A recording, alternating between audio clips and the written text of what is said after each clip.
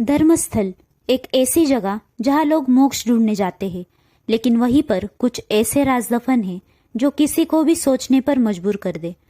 जुलाई 2025 में एक आदमी सामने आया, एक सैनिटेशन वर्कर, एक दलित, जिसे हमेशा सर झुकाकर जीना सिखाया गया, लेकिन इस बार उसने सर उठाकर एक ऐसी सच्चाई बताई जिसने पूरे देश को हिलाकर रख दिया।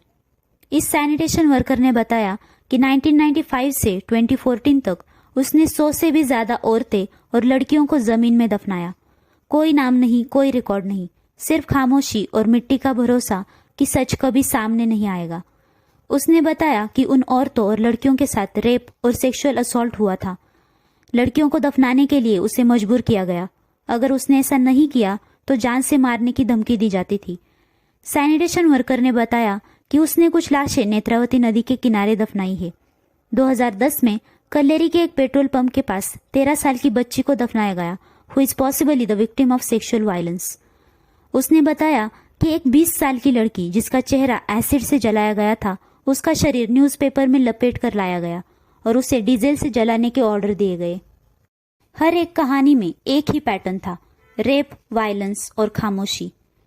2014 में सैनिटेशन वर्कर धर्मस्थल से भाग गया। After spending years in hiding, वो वापस आया with deep sense of guilt, जो उसे उन लड़कियों को जस्टिस दिलाने की मांग कर रहा था। 3 जुलाई 2025 को एफआईआर फाइल हुई।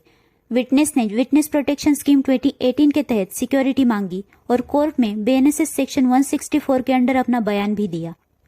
कर्नाटका हाई कोर्ट ने 9000 से भी ज्यादा लिंक्स इंटरनेट से डिलीट करने के ऑर्डर दिए ताकि कहीं भी इस केस का जिक्र ना हो। लेकिन इस बार पब्लिक चुप नहीं रही। प्रोटेस्ट आउटरीच के बाद 19 जुलाई को एसआईटी फॉर्म की और अब इस केस की इन्वेस्टिगेशन डीप लेवल पर हो रही है। अब सवाल सिर्फ ये नहीं है कि ये किसने किया, सवाल ये भी है कि 30 साल तक किसने आंखें मूंदे रखी। कौन जिम्मेदार है उन लाशों के लिए जिनका नाम भी नहीं बचा। जहां लोग मोक्ष पाने जाते हैं, वहां किसी ने इंसाफ को जमीन में दफना दिया और अब पूजा हो रही है, लेकिन किसकी आत्मा को शांति मिल रही है? जिसने सच बोलने की हिम्मत की, उसने अपनी जान दांव पर लगाई है। सवाल ये है कि क्या हम उसकी आवाज के साथ खड़े हैं या हम भी सिस्टम की तरह चुप है।